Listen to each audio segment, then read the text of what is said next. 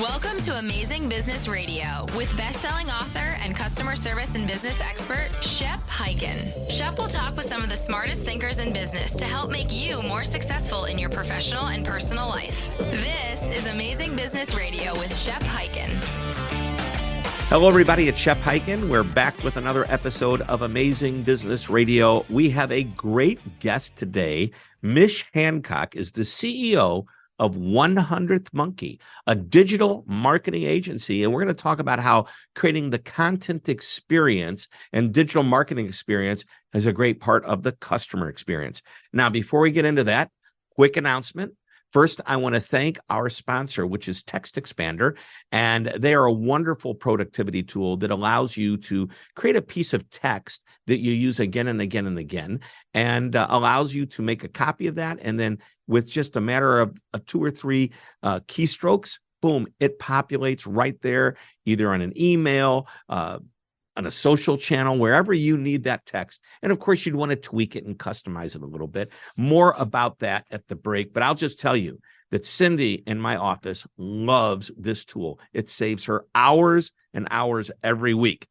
All right, before we get into the interview, I have some announcements, and you know what they are if you've heard the show before. If you've got a story that you want to share or a question that you want to ask, reach out to me on any of the social media channels because I'm pretty much everywhere. And if it's a question, use the hashtag #AskShep, and I will answer it either right there in the social channel, put it in my newsletter, on this podcast, or perhaps in my TV show. I will answer the question, and that TV show is called Be Amazing or Go Home. And you can catch episodes on Amazon Prime, Roku, or just go to beamazing.tv. That's beamazing.tv. All right, let's get into our interview. Mich, welcome to the show. Hello, Shep. Thank you. Well, we have a lot to talk about, and I'm kind of excited that you're here for a couple of reasons. Number one, you and I have never met before, but you live maybe 6 miles from me. Downtown St. Louis, and you've lived in St. Louis where I live. And here I find out about the CEO, Mich of 100th Monkey, and I'm very intrigued by the name. I want to talk about that. You're part of a digital marketing agency, and I firmly believe my entire career that, well, especially as we moved into the digital era, that this is a great opportunity to interact with customers and create an experience digitally. And you and I talked briefly before we came on here. I believe that a big part of customer experience is marketing. They kind of go hand in hand. So let's just jump right into it. I know 100th Monkey has been around for about 13 years or so. What is 100th Monkey? I'm intrigued by the name. Why would I name my company something so crazy? Well, there is actually something called the 100th Monkey phenomenon. I'm familiar with that. Okay. So but tell our, and by the way, just so everybody listening knows, I did not plan to ask this question, or I don't know what the answer is going to be, and I'm excited about it. So share with them what the 100th Monkey principle is. So there was actually a group of scientists that were studying this colony of monkeys on this little island, and they were throwing sweet potatoes out to the monkeys. And they would get sand on them, and the monkeys would eat them. But one day, one monkey was like, this could be better. So the monkey took the sweet potato over to a stream, washed off all the sand, and the other monkeys were like, that is a really good idea. And the scientists watched as monkey by monkey took this on. And they said by the 100th monkey, it became the new way of doing things. And that's how I looked at social media marketing. When I first started, it was still pretty young. It wasn't mature as it is today for businesses. But I thought, little by little, this is going to be the new way of doing things. And that's why I named my company 100th Monkey. Yeah, because one day everybody would be on social media. Everybody's going to want to do it. Yep, exactly.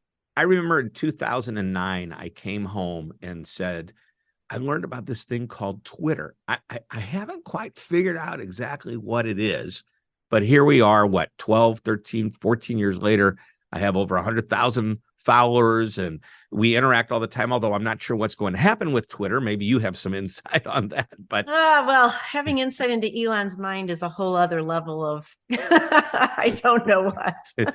but I love what Twitter did. I mean, it isn't just about hey, I'm doing this. It's about here's an idea and hoping you're going to get commentary and feedback on it, which again is part of marketing, engaging your community. So what exactly do you do at 100th Monkey? I know it's a digital marketing agency, but give us a little bit more insight there. Sure. So our core competency really is social media marketing, helping our clients to show up well on the platforms and how to fully use those platforms, whether it's, getting people to talk to them, getting that engagement they're looking for. Also, of course, doing advertising via the platforms and just making sure that, they're staying on brand and they're staying on messaging and they're lending value to the people that they're talking to, which is a big part of what you should be doing on social media. Mm-hmm. So social media, it's called social media for a reason. It's not monologue media. It's not one way to you media. How many companies really get it right? Now, by a percentage, I see so many companies out there just posting, and there's like no interaction. And I'm wondering, obviously, that's not social media, that's advertising. Well, and I think the reason why it depends on where they're putting their budget, right? Because posting is great. You're showing up. If people go look at your social media, they'll know you're alive, that, you haven't gone by the wayside yet. I mean, because believe me, I've been on the pages where I'm like, wow, they haven't posted since 2013, or are they still around? But it is a lot of work. There's a lot of work going on in the background. Not only are you posting and making sure it's well branded, keeping a message and such, but the interaction part can be huge. There's got to be someone that's, as you said, it's social media. It's not me just talking from the radio or the TV and not getting any feedback. Your people can give you feedback right away, and you need to be answering that feedback and communicating back and forth with them. I was just interviewed about an hour or so ago for a TV show it's nationally syndicated. It's just a short interview. And one of the things we talked about was responding to comments that customers leave. So that's not us pushing information and starting a conversation ideally. It's a customer who says, you're fantastic. And then another customer saying, I really hate you because, and maybe there was a problem, right? Okay. And so I was asked, well, how would you respond to that? Well, number one, I would respond to every comment, not exactly. just and by the way, negative reviews or negative comments need to be dealt with immediately, ideally within minutes, if not maybe an hour or two. You can wait a day or two to respond to a positive comment, but I believe every comment needs to be. And I'd love to know if you agree with me or not. But where I'm going with this is, if you're going to write a comment, it shouldn't be like, thank you, thank you, thank you, thank you. That's not to somebody that gives you a positive comment. That's not genuine. That is simply rubber stamping it. It's important to actually respond in a way that makes the customer feel heard as an individual. And I believe people are watching. They're looking to see how you do this. And it's a nice setup for bringing them into your community, bringing them into your business, and getting them to know you better and know how you work. Negative responses, or from customers, dealing with that complaint, problems, issues, watching how a company deals with it could give a customer, a new customer, tremendous confidence to want to do business with you. So, Shep, you would make an excellent social media manager for that reason, because that's exactly what I would say. Mm-hmm. When people are talking to you, do talk back. And yes, thank you. But, thank you so much for your response, whoever, hope you have a great day, or we can't wait to see you come in again. And then, yes, the negative, when people say something negative, now the only thing I would say is, if it's a troll, get rid of them. Right. If it's just someone being a troll, just delete it, ban them from the page. There's a lot of them out there. But if it's a customer or client or that has had experience with you that was less than, you would want them to have, then yeah, you should respond to them, and other people are watching. And when they see that you want to take care of that issue or, address it in some way, like a lot of them were like, we are so sorry to hear about your experience. Will you please direct message our page with your contact information so we can have someone reach out to you? And by the way, that was my next comment, is that's the suggestion I would make, is don't argue in public. You don't want to turn into that. And you have to be very careful. You're not trying to win an argument. You're trying to win the customer. Exactly. And so the way to do that is go to the direct message mode, deal with it. And then I preach, come back after you've dealt with the customer and thank them for taking the time to let you work on it. And in the perfect world, they're going to come back and respond to your thank you and say, oh, I'm so glad I did. Well, another comment I'd like to ask you or make and get your feedback on is that we do a lot of research in our company on customer service. And we know the number one channels that customers reach out for customer support are phone, email. They like to go on and get chat. At the very bottom of the list is social media. So what we've determined through our surveys with consumers is that they don't go to social media first. That's a place they went because they weren't heard or couldn't get through another channel. And therefore, they're seeking revenge. It sounds crazy, but is that, I mean, what do you think of that? So I think it's dependent upon the who you're talking to. So we've got clients that people use their social media for a lot of customer service.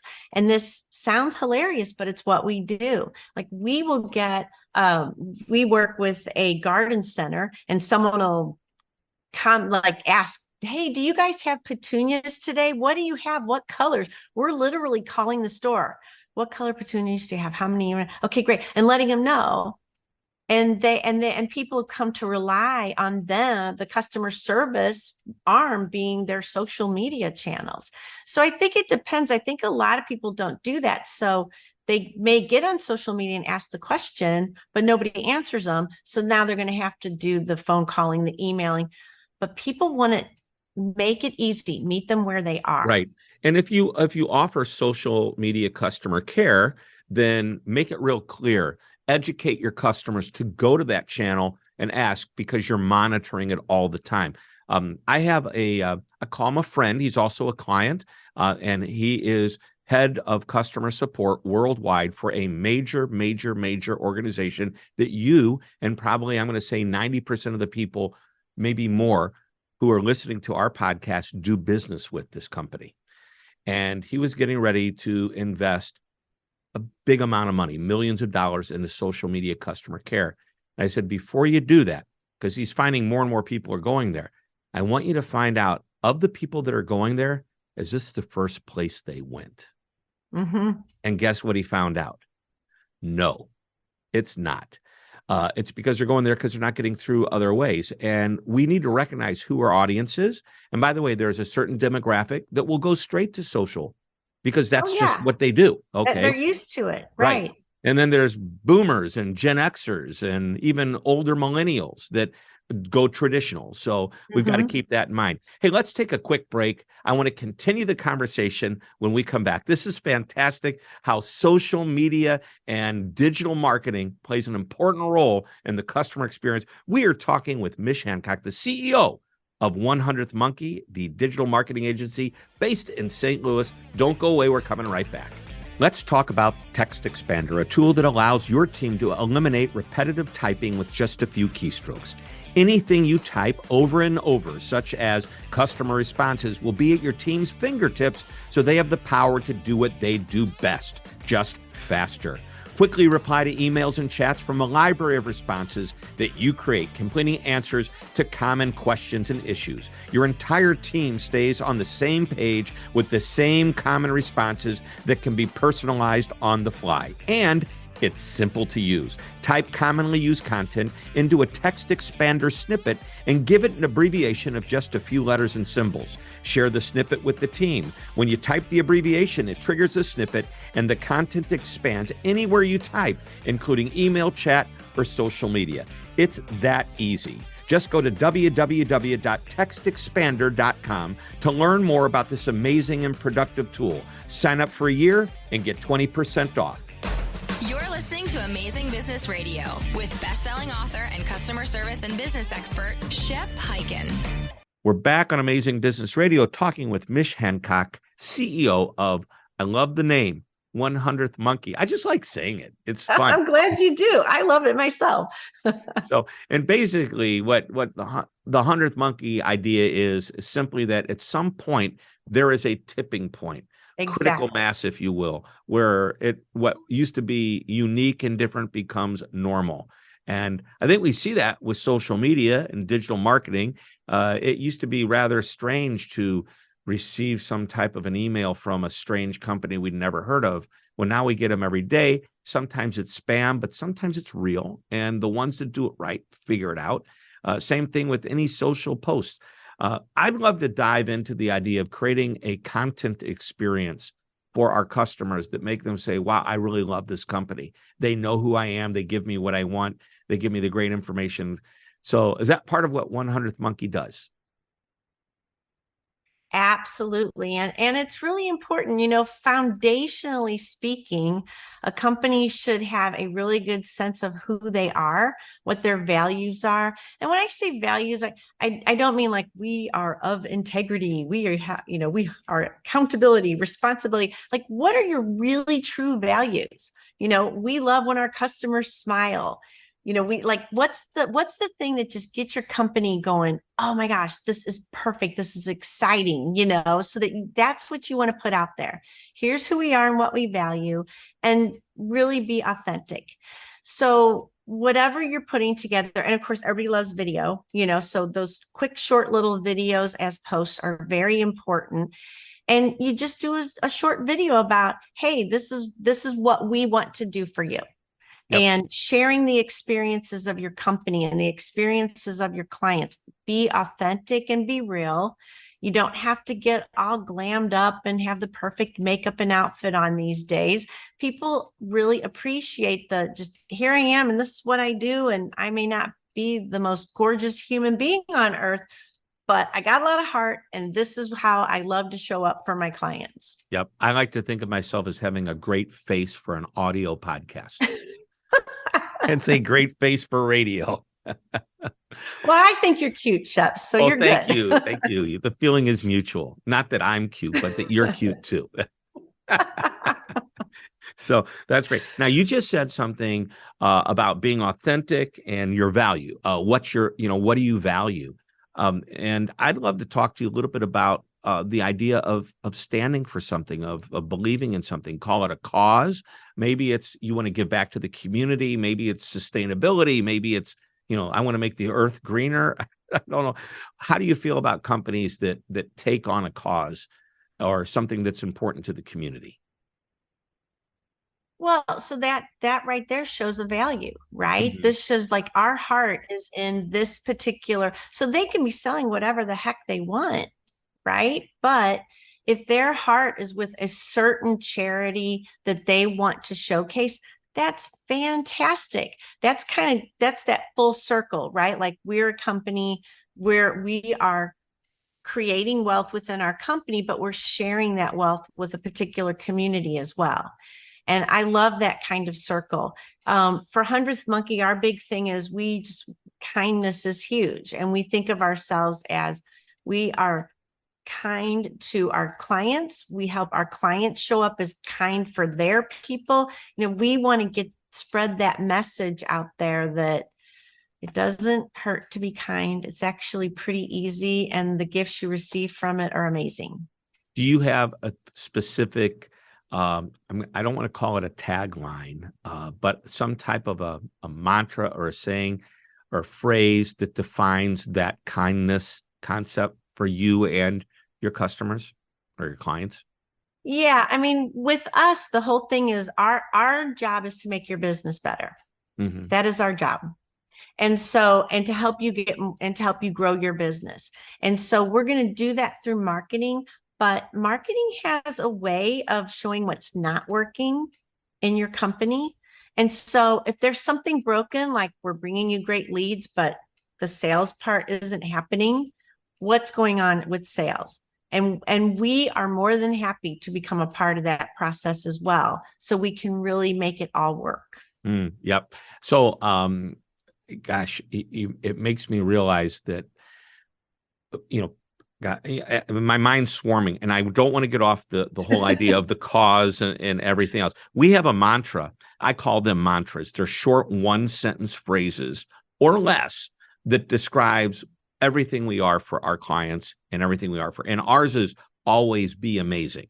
And it's a perfect thing to ask when somebody in their office is not being amazing. Like I had somebody that kept showing up late every single day.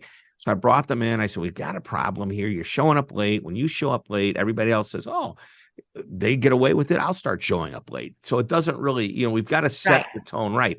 And she goes, I get it. And of course, the next day she was late again. So I brought her in. I go, what is our mantra here at Shepherd Presentations? And she says, always be amazing. I said, do you believe that showing up late every day is amazing behavior? And she said, no. And I said, that's the point. We need to fix this. So you have a choice, and that is to either be amazing or go home. And she goes, oh, that's a great title for a book. So I actually wrote a book. Did you write that one too? I wrote the book, Be Amazing or Go Home. And it was a bunch of, and I have these 7 ideas that were just, this is what it's, and the first chapter is about her and how this book came to be. And then I understood what was the problem. And it was very funny. We talked about it. She goes, well, I moved so far away and I'm trying to figure out, I keep leaving a little bit earlier every day thinking I'm going to get here on time. And I said, that's not what amazing people do. Amazing people leave really, really early, realize they got here way too soon, and start leaving a little bit later to find the time. She goes, oh, so sometimes you just have to think. Perfect. Yes, exactly. So anyway, our goal is to be amazing internally, to treat each other that way, to be amazing for our clients, and to teach our clients to be amazing for what they do. Hence, that's my customer service experience message. So, I love it. Yeah. And I love like the Ritz-Carlton, they're ladies, we're ladies and gentlemen serving ladies and gentlemen. And I know that in today's woke society, we probably have to change that up a little bit, but when they get around to it, they will. But that's a great message. That kind of defines who they are. All right. I want to get back to the idea of being involved in the community with a charity, something that's important to the community or something important to the world.